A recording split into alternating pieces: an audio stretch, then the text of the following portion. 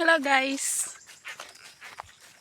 Yarite uli na kami. Tikan kami inalog kami. Ito ko pod guys. Ayun siya oh. Hindi oh.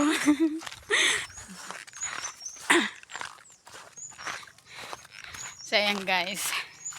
Ay, nakakapagod pala kapag umiigib ng tubig. Char!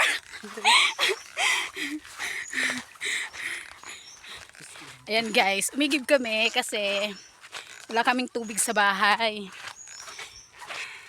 Baka kasi kami pagalitan kasi wala dyan yung mga magulang namin sa bahay. Nandun sa bukid.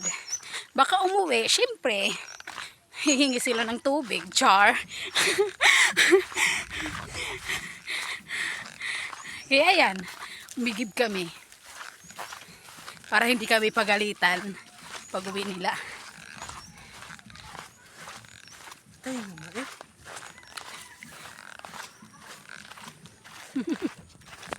Yun lang guys, bye!